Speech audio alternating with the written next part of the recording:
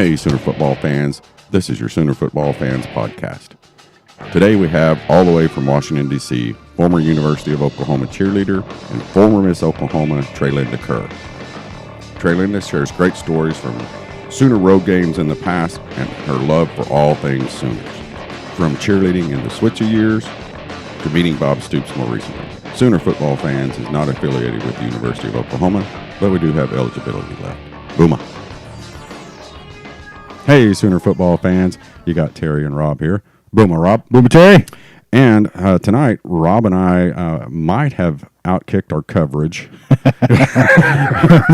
That's easy to say. Yeah, but we have all the way from our nation's capital, Washington, D.C., a former University of Oklahoma cheerleader and a former Miss Oklahoma, Trelynda Kerr. Boomer, Trelynda.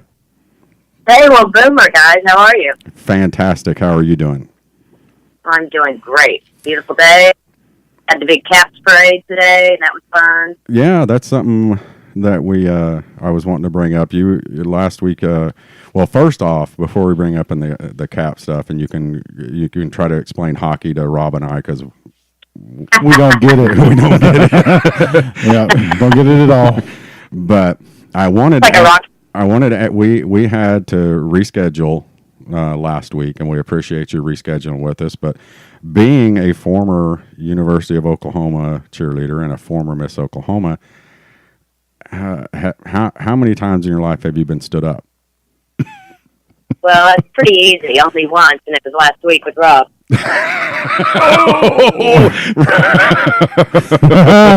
Well, there you go. I'm rolling deep right there. If you guys don't know who Trelynda is, you should go check her out on Twitter. You're welcome. Sorry, Trelynda. But we're throwing on you a little bit. It was funny though when he sent me the text last week, and it's like, man, I'm not feeling it. He'd been at work since 4 that morning. 4 a.m. Yeah, we're feeding the football team, so. And he's like, I'm hearing blah. Do what? I said I was hearing blah blah blah blah blah.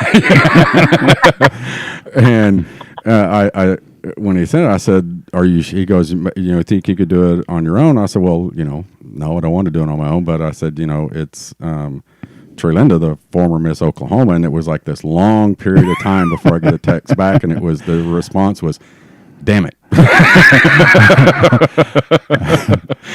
And I said, confirm or deny. And I said, well, do you want to do it? Do you want to try it or not? And then it was a few minutes later, and he goes, man, I can't. I'm just feeling, I'm just feeling down. Don't feel good. And so I was like, okay. So then I had to do his dirty work. He's blaming it all on me. You see how this works? He's a real friend. I'll tell you, I was all excited and ready, and then I had to have the whole Miss America explosion happen, and just all kinds of stuff going on. So. Yeah. But here we are. Yeah, here we are now. So you were talking last week when we had to reschedule that you were getting ready for, I guess it was a game. Which game was it? Game 4, I think, wasn't it, or 5? I think it was going to be the game 5, yeah, because we were up 3-1. Okay. And so we were getting ready for that game, and of course we won, and it was at Vegas, and that was fantastic, and we all celebrated. And I'm a big homer, so I'm a huge, obviously, Sooners fan, but I've lived in the D.C. area for over 10 years, and I live right down the street from where the Caps play, and so it's just exciting. It's just easy to get excited for them, and then we've been so disappointed every year, just year after year, and I haven't been a fan, obviously, as long as many of these other people have. But it was impressive because they have, the Cap Center, which is down the street where they play. When they were out of town, they actually opened it up for free for anybody that wanted to watch, and they did a viewing party inside the arena as well as outside the arena. And it was just amazing how many people came. So today, apparently, it was just crazy. Yeah. That they had, the big parade downtown. Yeah, I haven't seen anything on the parade red, so at least it's the same color, color scheme. They rock the red. Yeah. So, that's just a sport that, we had the Blazers here in Oklahoma for a while. I think I went to one game, and I'm old. That's where I learned to skate, if you can imagine that. My mom used to take to the Blazers hockey games when I was like 5 years old, and the hockey guys would actually, they'd let the kids, go out and skate. Yeah. And they would hold hands and, skate me around, and that's how I learned to skate when I was little. Well, that's cool. So tell us, a little bit about yourself. As far, obviously you're from Oklahoma. Where are you from here in Oklahoma? I'm from Moore, where all the tornadoes hit. Yeah. Poor Moore. And it's horrible. I'm actually headed back to see that direction in a couple of weeks to visit my mom for a little while. She's had some rough times with just health and falling and different things. So I'm really fortunate. I work for a company that allows me to work from home in general, and so I'm able to just go there and work from home. So that's fantastic. I'm looking forward to it. I'm going to be in the Pride for. So you're from Moore. What sent you? How long have you been up in the D.C. area? Just a while. Well, the biggest regret that I have is that after I won Miss Oklahoma, we moved to Dallas, and after I won Miss Oklahoma, I actually had to stop going to school because my schedule with Miss Oklahoma just didn't allow for you to go to college. You just didn't have time. And then we moved to Dallas, so I ended up graduating from SMU. I'm not even an Oklahoma graduate. I keep asking for them to give me some kind of special award. That they just, hey, according to OSU fans, you're not really a fan. I know, any kind of a degree that I can actually be an alum. But anyway, when I graduated from SMU, I had a TV, radio, film degree, and actually got a job with a cable network that took me to the Washington, D.C. area. And been there ever since. And, yeah, pretty much. Did a couple of New York things and back, but pretty much been in New York. I mean, been in the D.C. area since, like, the early 90s.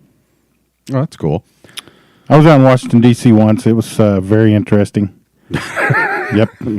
Rode a subway for the first time ever in D.C. I went to... Well, you know what? Best subway for you to be your first is Washington. It's a great subway system. Oh. I rode it to RFK and came out of the tunnel at RFK, and I was scared for my life. I went to Washington Nationals game. What jersey were you wearing? It was a business trip, so I was. Well, I thought for you, like if you were like me, you'd be wearing a Dallas jersey. So that really causes up a bit of stir. Well, that would have been highly possible, but it was baseball, so. Yeah, well, my first subway trip was actually, riding on the subway was actually this past New Year's when we went to out to California for the Rose Bowl, and I rode the L.A. subway. For some reason, halfway through our ride, I thought, they have earthquakes in this town. So I was very uncomfortable the rest of the ride, thinking, what a place to be on a subway if, an earthquake hits. So. Yeah, that was a very disappointing game. Yeah, we don't want to talk about it anymore. No, we don't want to talk about it. We don't want to talk about it.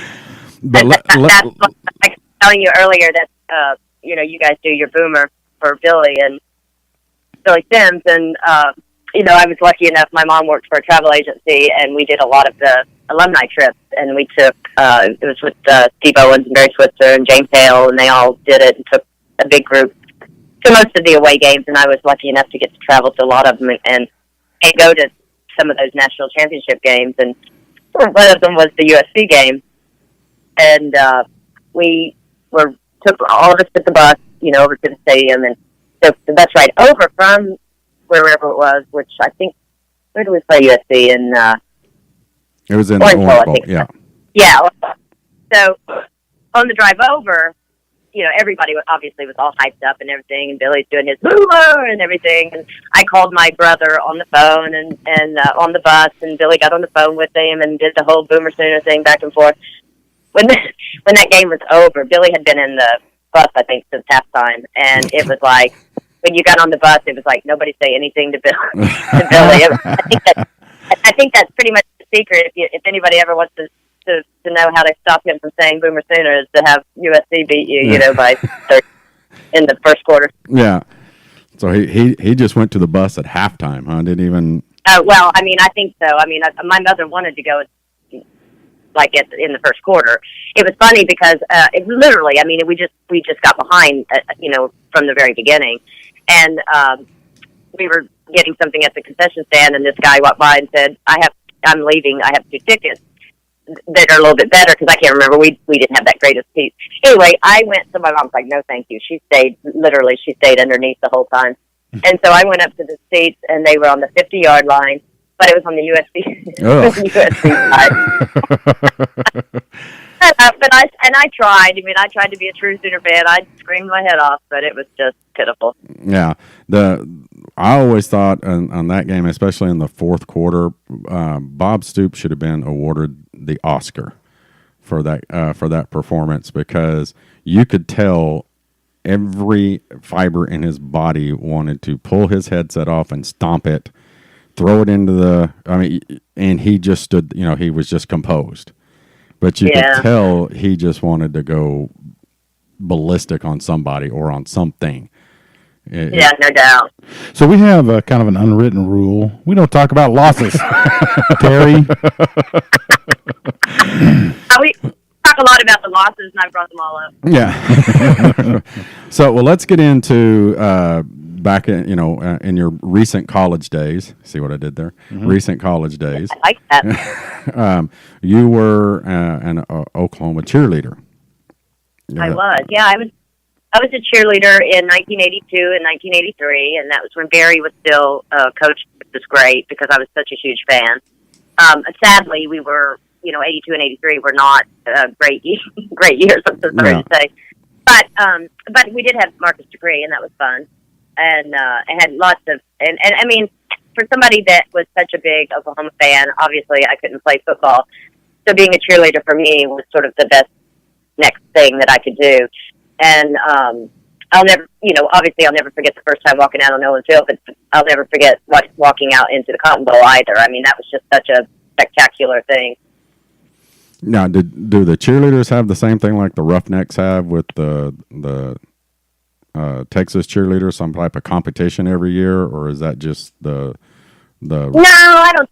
Well, I don't recall that necessarily. I mean, we didn't really have that kind of a thing. I think it's more just with the fans and everybody else. But it's such, the Cotton Bowl is such a great experience, and to be able to be down there as a cheerleader is fun. Several years later, actually, after I had moved here, I met a friend that was a Sports Illustrated camera person. She was just starting out. And I was talking about that I was getting ready to go to the Texas game. I was going to fly and meet my mom, and we were going to go to the game. I said, well, we probably won't go to the game. We'll probably just go to a sports bar and watch it, but I always go. It's like a tradition that I always go to Dallas and meet her. And so anyway, she made a couple phone calls, and next thing I know, she's like, hey, I'm going to go shoot the game for Sports Illustrated. You want to come be kind of like my assistant? So I went down on the sideline. So much fun. That didn't require much thought, did it? No, it did not. And it rained, but it was one of those 11 o'clock kickoffs. Yeah. So we had to be there at like 9, but it was so much fun. And she was this really beautiful girl, and so it was sort of like, it was just funny because it was sort of like everybody were watching us walk up and down the thing doing what, and I had like all her, I was like her assistant. I had all her cameras and slung over my shoulders and stuff, but it was fun. But it was Adrian Peterson was playing in that game. We actually won that game, but at halftime I couldn't have told you that we were even playing good because it was just so hard to be able to tell when you're down kind of on that level. Right. So that never happened to me. Yeah, that's what I was going to say. That if you're still close friends with this friend and she just put her name in. That's all. Yeah, just hey, I know a couple of guys at Oklahoma who can carry twice the amount of cameras and lenses. Just throw her name out there. I even carry your purse. I had to do it. I was happy to do it. Yeah, that would be a neat experience to get to do something like that. I've always wondered, if thought about if you started just like your own little freelance photography business, how hard it would be to get credentials to get out on the field to take Probably pictures. Be pretty like tough. Right. Well, her looks didn't hurt her at all. But the funny thing was that weekend on Sunday she actually went to the Cowboys game and got a shot in Sports Illustrated from that game. So that was her first actual picture that was however you get published, I guess, or whatever, which was pretty cool. So I felt like I helped get that going, get her career. Now, just take full credit like we do with Sterling. We taught him everything he knows. Exactly. Plus, we got our pictures taken with Lynn Swan, so that was fun. My God. See, and I'm a Steeler fan, so here we go was again. amazing. We used to do college game day, and of course, game day was all over it, so that was fun. Yeah. So that was a fun experience. Now, let's just go back to the 80s. You said 82 and 83. And that was some interesting times at the University of Oklahoma, player-wise, program-wise, and everything else. Or if you can or are willing to, are there any crazy stories that you could share about during that period of time? Or are you bound by an oath of silence? No oath of silence. I'm trying to, I'm old now, so I have to remember things. But the funny thing I remember about, I guess, when I first started at OU and when I was a cheerleader, I met Danny Bradley, and he was a freshman, and he was so cocky and just I'm going to be the starting quarterback, and I was like, okay, whatever, and then he was, which that was kind of fun. Yeah. But it was the craziest things were just. I get, it was just a little, that was not the greatest time in Oklahoma football history, obviously. I've been a fan since the 70s, I guess, since I can remember. I think the very first game I ever remember watching was that Nebraska-Oklahoma game of the century game where we lost, but it was such a great game. Right. And one of the ones that I remember after that was we lost to Nebraska. And then when Billy Sims fumbled on the 2-yard line or something, and then so that all the hopes were dashed that we weren't going to the Orange Bowl.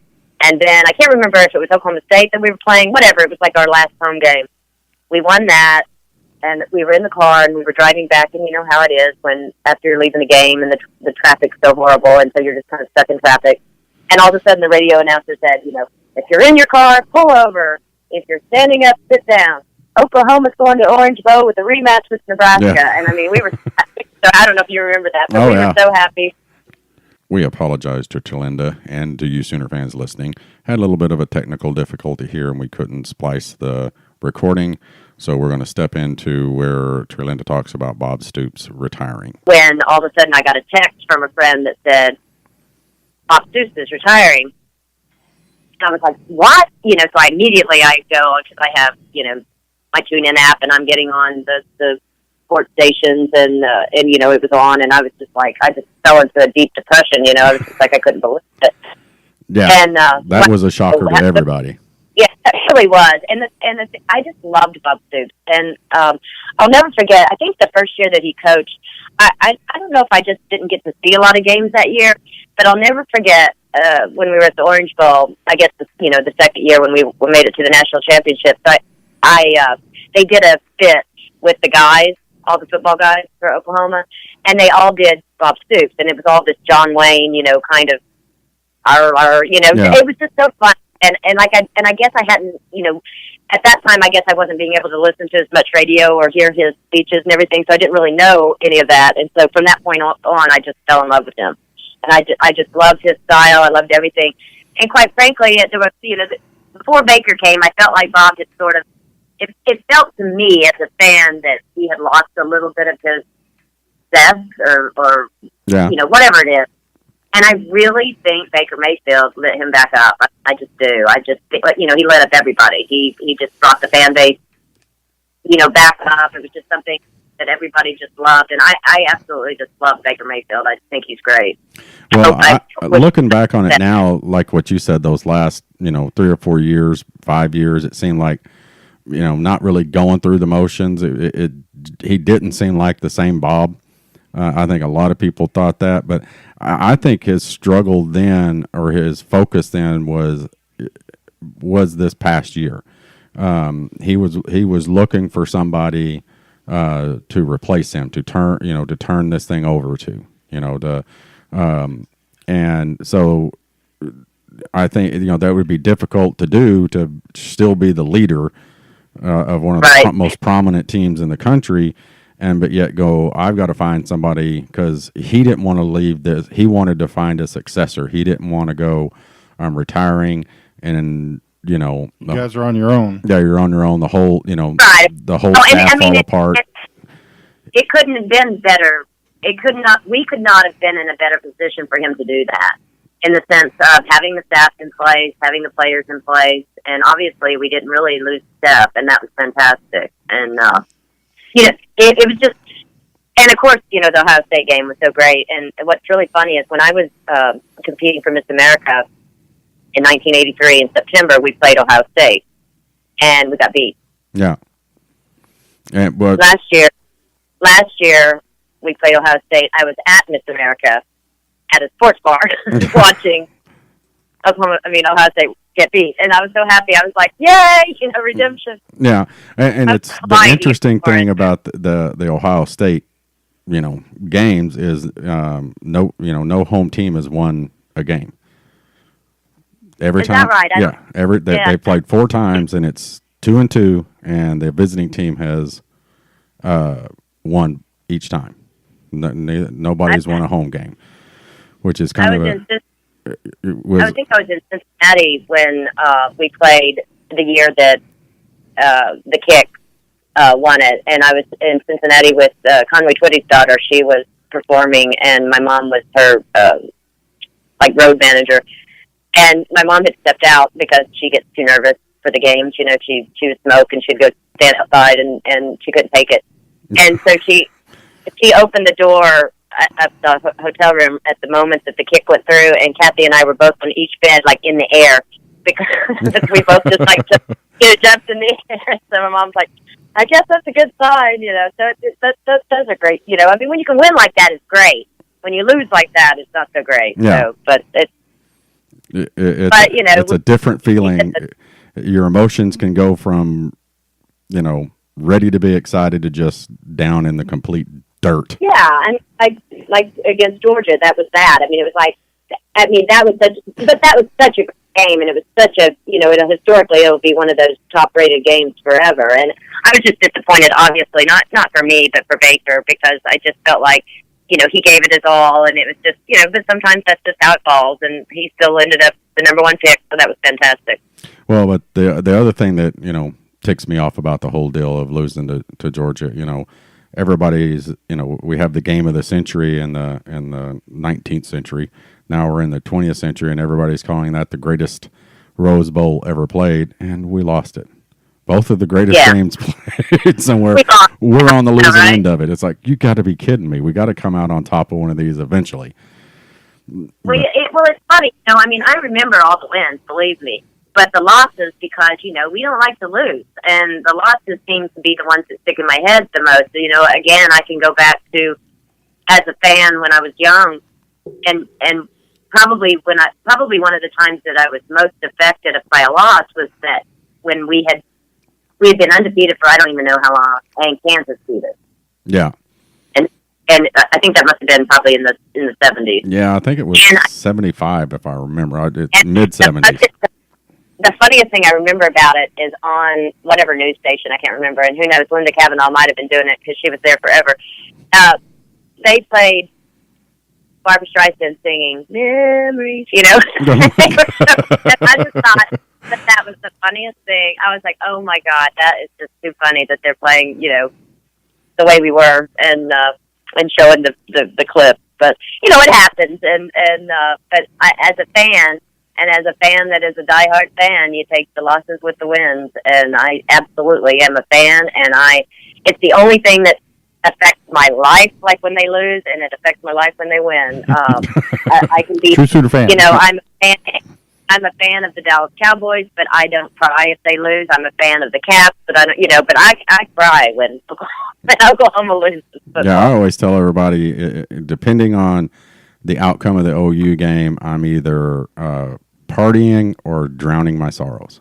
One of the two. Oh, You know, because which typically involves the same thing, but somehow. Yeah, you know, it involves the same thing, but your emotions are different. There's you know, and it's funny because when we have people over to our house, Rob comes over, and sometimes Rob's not a big fan of the crowds, but if there's too many people over here, but it's funny, if we win, everybody stays at the house. You know what I mean? Everybody, enjoys the time, continues to have, their drink of choice or whatever. But if we lose, there's about an hour worth of bitching, and then everybody just disappears. And then I'm sitting out on the back patio by myself with a cold beer in my hand. With a lot of dip chicken wings, huh? Yeah, and it's just like, so. But, yeah, I'm not a good person to be around when they lose. I am just not happy about it. And I'm so sorry to keep talking about losses, but I have not been to a game in years, okay? And I was at home last year visiting my mom, and my cousin does tailgating at the game. Mm-hmm. And, and sometimes they go to the game, but sometimes they just tailgate. And I didn't have tickets, so I was like, well, I'll come, tailgate with you.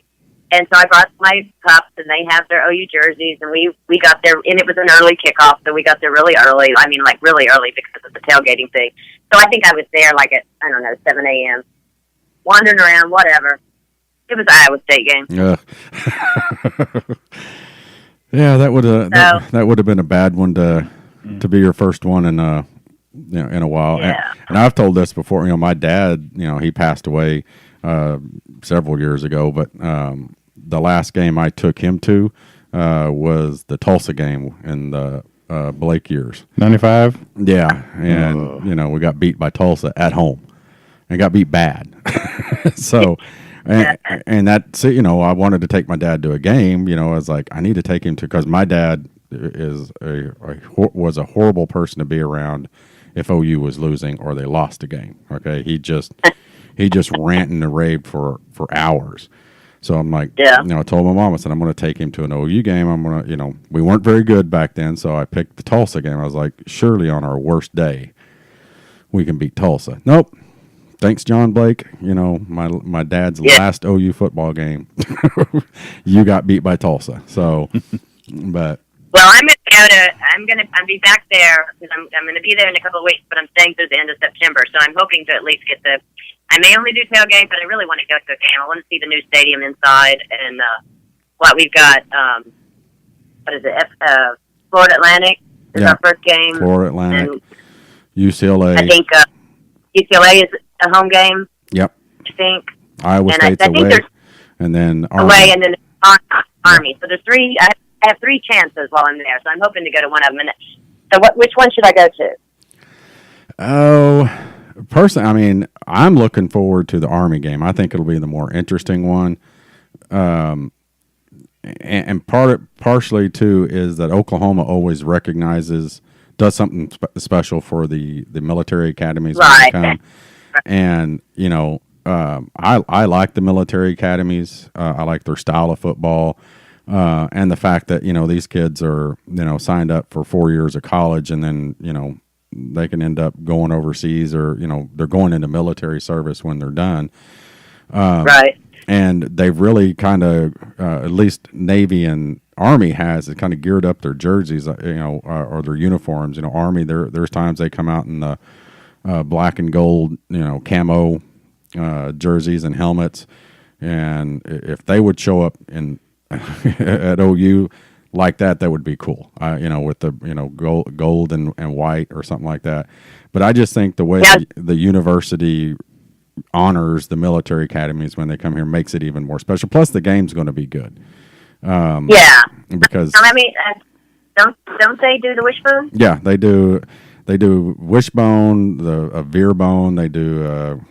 They even do some swinging gait. Yeah, swinging gait. Yeah, they do. They, they coach to the talent that they have, and their talent isn't very big.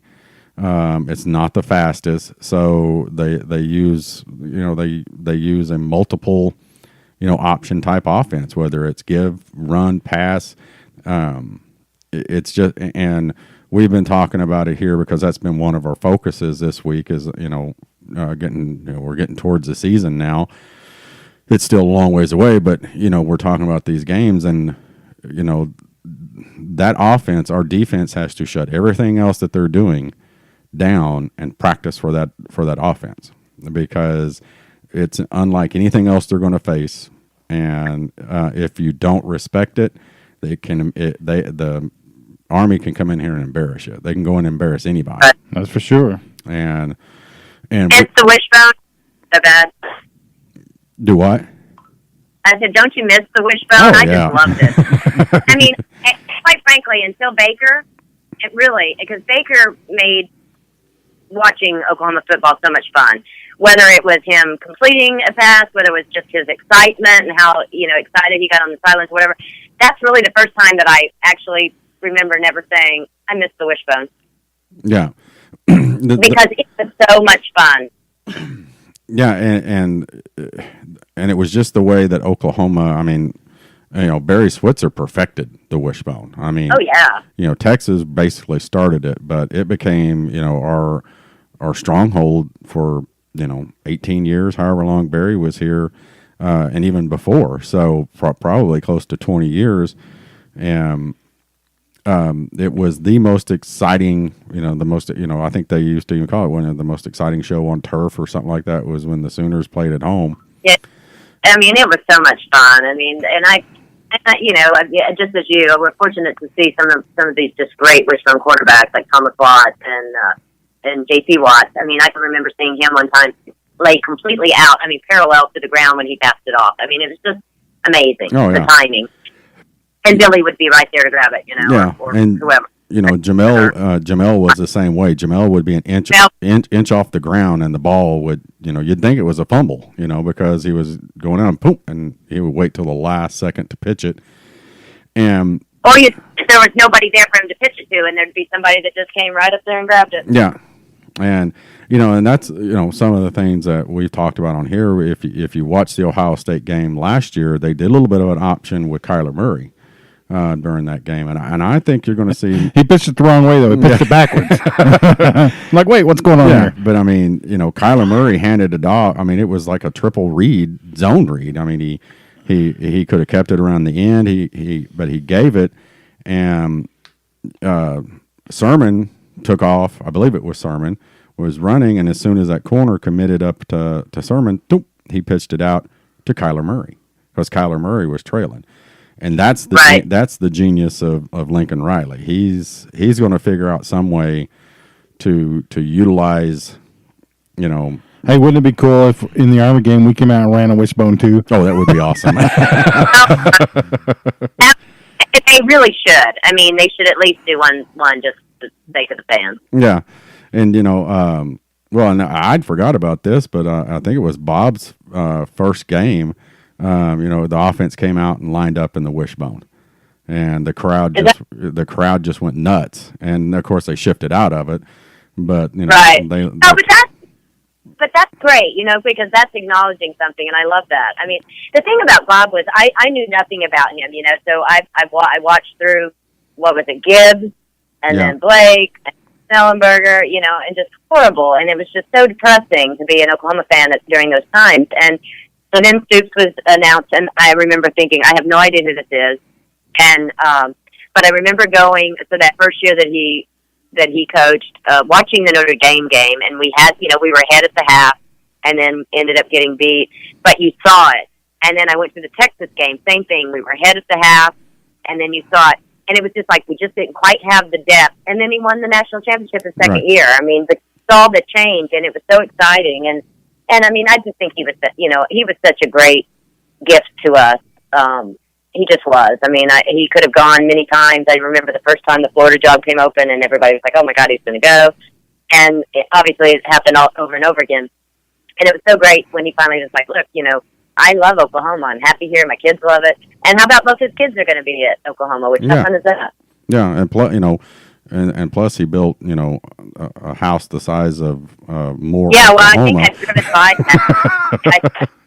I think when I was taking my mom to her mini therapy sessions over off of, more up after going up Telephone Road. I think maybe she told me that was his house. It's way back, so I'm not sure if it is or not, but it is a big, gigantic fortress. The big, gigantic fortress with the gates, and that's it. Yeah. And my sister-in-law, she's a big Sooner fan, but she lives in Washington State. And she was down 2 Christmases ago, and we said, well, we got to take you to see Bob Stoops' house. And she goes, well, I don't want to drive by his house. I said, it's out, it's not a big deal. It's not like people drive by it, but you got to see it. And of course, there's regular houses, all around there. And as we come driving up, I start slowing down. I said, no, you point out the house that you think is his. And of course, there's these little houses. And then her response was, oh my God. Talk about a palace on the prairie. That thing. Mm-hmm. And of course, she had to stop and take pictures. She was taking pictures and texting them to her boys and her husband because they didn't come down with her. And she's like, this is his house. But it was well deserved, I mean, oh, absolutely. I mean, the guy, like I say, he didn't build the monster; he just fed it. It was Bud that built it. Well, he brought it back. That's for sure. I mean, sadly for Switzer, I mean, and at least he got another national championship in '85, which was after I had cheered. But things had gotten a little crazy and a little lax, and the guys were getting a little bit too wild and whatever. But Bob was great, and it was so much fun. And I was not worried. It wasn't that I was worried about Lincoln because I already saw his potential. It was just that I really just liked Bob. I liked seeing him on the sidelines, and I was like, gosh, it's going to be so weird not seeing him on the sidelines. And that's sort of how I felt about Baker Mayfield being, a player. And it's so weird because obviously as a fan, year after year, different people graduate, different people come in and whatever. But he was such a spark, and so I'm really interested to see how they're going to do this year. What it's going to look like. I watched the the early game, the spring game, or whatever. Uh-huh. But you can't really tell anything on that game. So nope. It's there's a little bit to it, but it's more. Especially this year, it was more for the fans and actually the recruits that they brought in. And as it should be, obviously, but. But I'm very excited. I mean, what are you guys feeling? Are you optimistic? How do you feel? Rob, I'll let you go first. You jump on it. I feel pretty good. I think we're going to be better in just about every aspect, with the exception of quarterback. But I don't feel like there's just going to be this huge letdown there. I think it's going to be different. I don't think coming out of the gate he's going to have the pinpoint accuracy and stuff that Baker had, but he does bring some other stuff. He's going to pull the ball down and run a little faster. No pun intended, but he's going to be faster too. So, yeah. Right. But I just think, I don't know. I'm excited for the season as I always am, but I don't know. We'll just have to see if we can get through those first 3 games. I think we're going to sail right into the playoffs. Yeah. Well, I think and Florida Atlantic's going to be ready for us. I mean, this is a big deal for them, and they've got. Now I'm blanking on who's their coach is, but Lane Kiffin. Lane Kiffin. Okay. Yeah. Oh yeah. That's the greatest firing story in history is when USC fired him. Oh, by the way, don't get on this plane. Yeah. Yeah, no, he got off the plane on the tarmac, and the bus was there, and they told him not to get on the bus. So, but I'm kind of like I'm always probably overly optimistic. I'm trying to pull my reins back this year again, like I did last year, because I hate being disappointed. So if I keep myself calm during the preseason and when it gets into it, then I'm not as disappointed, and but I'm the same with Rob. I mean, we've always been fans and we've always paid attention to what's going on. But since February, since we've started this podcast, we have to follow things more than what we ever have. Okay, and so being just a pure fan like we are, nothing special about us. Now you sit here and you Thanks, see Terry. Now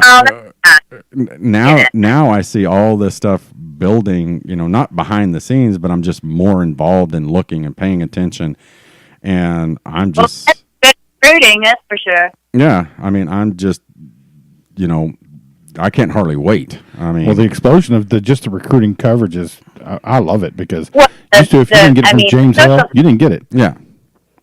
Yeah, the social media for our recruiting has been fantastic. Mm-hmm. Yeah. With everything that they've done, with the people that are in the background that are doing, did the cards and did all of that with the play.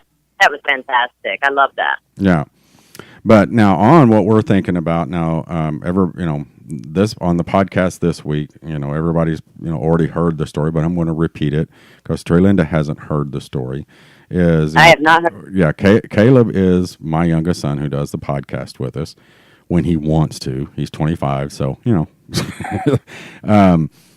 Caleb. Yeah, he doesn't want to do them in the off season. It's off season, and so he's been almost back on here the last couple of days. And Thursday night, it's our spot, mine and Rob's and our group, my wife and all of us. We go to Buffalo Wild Wings on Thursday nights.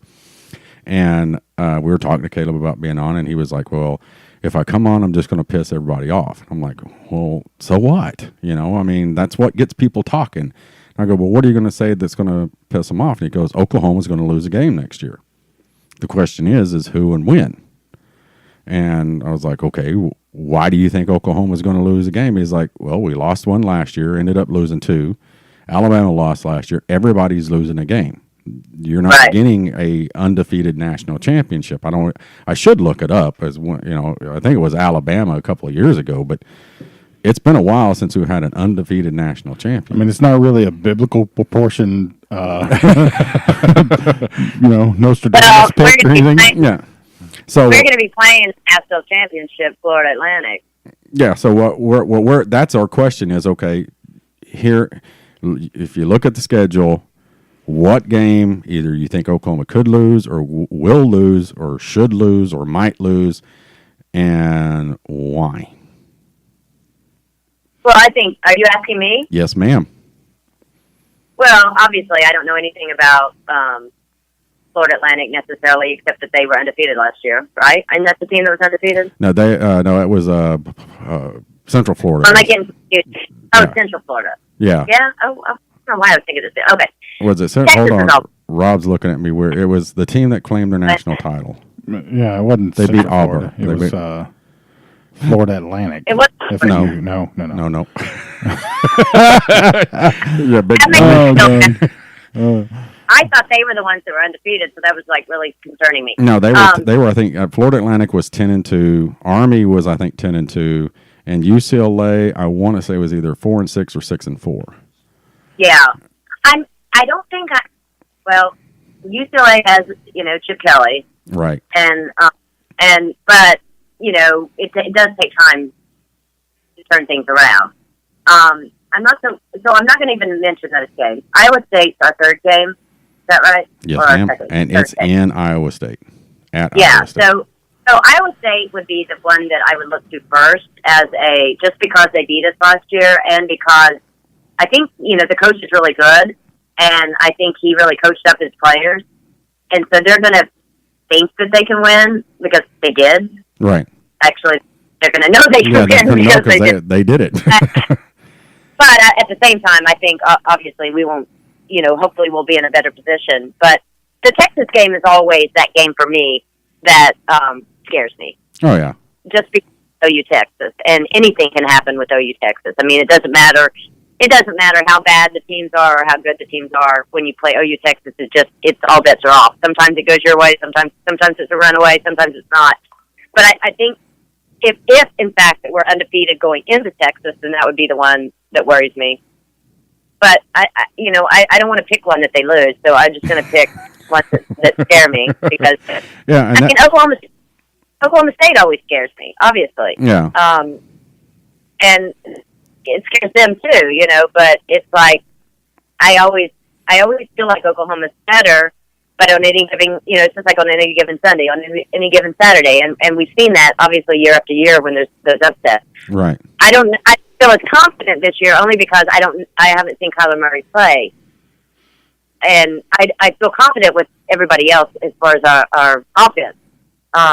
With our backs, I think they're great. I think we have some great receivers. I just, we'll just see. I mean, I think we'll be ready, and I guess it's always that first game. And it used to be sometimes with Bob in those first games, you wouldn't, you'd think this should be a blowout, and it wasn't. Yeah. And last year was much better in that sense in the beginning, with the exception of Iowa State. And the year before, when we played, or maybe the year before that, when we played, whatever year it was when we played Clemson, that was the year that I thought everything had been set up for us. I mean, because obviously we played, how many teams did we play that the quarterback was out? It was like Kansas State's quarterback was out. I mean, It was like all the great West Virginia's quarterback was out. It was like all the quarterbacks, and it was sort of fell into place for us. And so that game against Clemson was really the most disappointing to me, because it was like it was New Year's Eve. I was hosting a karaoke party for this Italian restaurant in Delaware, and the owner was a Clemson fan. Yeah. And so I watched the first half at home before I had to be there. And the first half, I think, we were either... I think it was tied. I think it was 14-14. Tied half. Yeah, so it was tied at half. So I said, oh, my God. So I've got to go now. I've got to go set up. I'm not really going to be able to watch, but I know they're going to have it on because he's a Clemson fan, so he's going to have the screen on. And then it was just like, I don't know, that second half, we just like... And I remember tweeting Teddy Lehman, and I said, can you just tell me, were we as unprepared as it seemed we were unprepared, or were they just that good? And he said they were just that good. Right. So I don't know. I mean, I don't think they were that better than us. I just don't know what happened in the second half, so I can't really comment. It made me sick. Yeah, it just took them the first half to figure out that they were that much better than us. So. But like one of my favorite games in these last few years to watch was that Tennessee game. The comeback.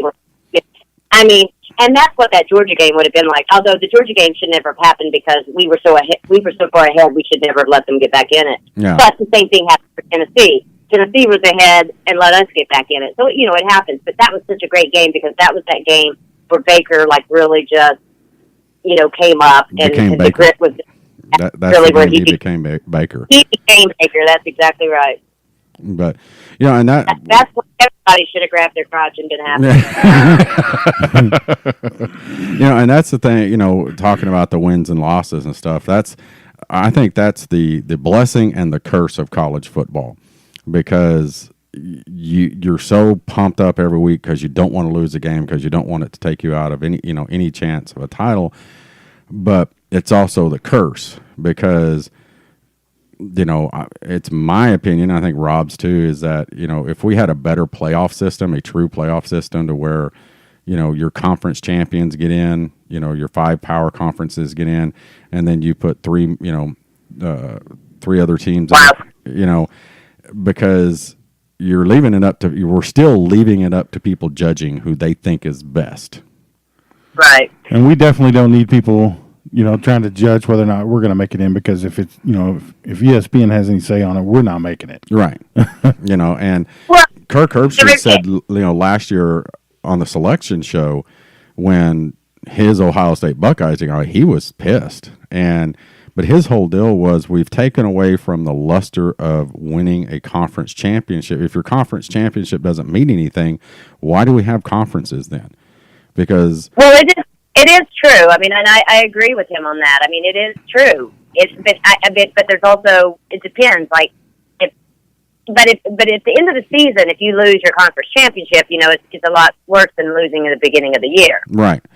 But I mean, and to his point, and I agree with what he's saying, is like it's taken the luster because you remember the days when in the 80s and even in the 90s we didn't get to it very often. And in the 70s especially, we're playing Nebraska at home, we score a touchdown. What was coming down on the field? Oranges. Because it was a big deal. We win our conference, we go to the Orange Bowl, and we get a chance to play possibly for a national title or whatever. And now you've taken that, you have conference, literally every conference has a conference championship game that doesn't mean anything other than you win your conference. Now, if all Right. 5 of those conferences, that was their conference championship, and now they got to play each other and each other again, make the conferences mean something. And then it'll make us, crazy fans be able to relax on a Saturday, watching a game as, hey, we lost, but, hey, now, all we got to do is win our conference. Conference, yeah, I agree. I mean, and I think, I don't know. I mean, I hope that it eventually will go that way. I mean, I like what they're doing. I like at least what they're doing now. We've been in 2 out of 4 now so far. Yeah, 2 out of the last 4. Yeah, so since they changed the format or whatever. But, obviously, as an Oklahoma fan, and whether we have an inferiority complex, I don't know what it is, but the Big 12 is always looked down upon, at least with ESPN, and it drives me insane. And as a fan, it drives me insane. And I'm on Twitter all the time, so I'm always like videotaping stuff and putting it out there and whatever. And but I see it. And the thing that I don't think people get with Oklahoma and even the Big 12 with regards to like either high points that we score or whatever, is that we're all playing each other that are those high octane offenses. Right. And we have to play each other like every week. And there's no other teams that are facing teams like us. We're not a 7-3 game. That's just not going to happen. I mean, even if we might score 48 and hold a team to 0, but we're not going to be in those defensive struggles typically. That's just not going to happen. And I hate those kinds of games. Some people love them. I much prefer the big high-scoring games personally. I'm totally with Barry Switzer. Hang a half 100 on them. Hang half 100 on And get on the bus.